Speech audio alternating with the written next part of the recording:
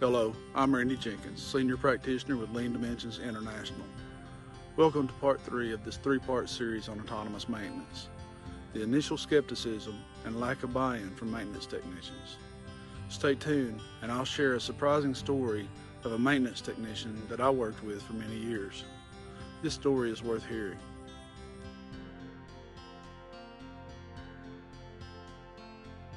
Welcome back. We were implementing WCM from the ground up in a facility that I had been with for many years. When it came to launching autonomous maintenance, there was a maintenance technician that was very resistant to the process.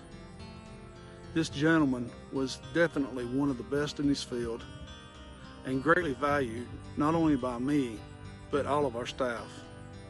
He wouldn't refuse to do anything. However, his belief in the AM system was non-existent. We spent time reinforcing that the end result of the AM program would be that we would be better able to utilize his valued talents to do higher level projects instead of firefighting most all the time.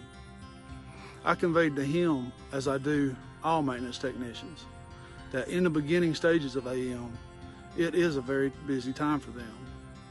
Machines are being restored to basic conditions, and improvement tags are consistently being generated that require maintenance intervention. After the proper implementation of the autonomous maintenance program throughout the shop, the firefighting began to be minimal and the maintenance technicians began to see the advantages of AM. We were able then to use them to work on higher level projects. The gentleman that I spoke of was able to implement projects that he had wanted to work on for years. Some of the results: the maintenance technician actually designed and installed a central coolant system for a 120,000 square foot building.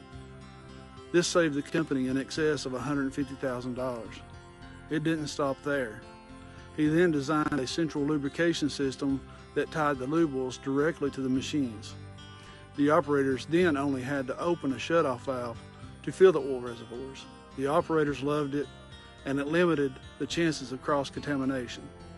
These are only 2 examples of the things that he accomplished, but the most important thing that I want to note is that every day he came in with a smile on his face, telling me of changes that he would do or he could do to help the company save money.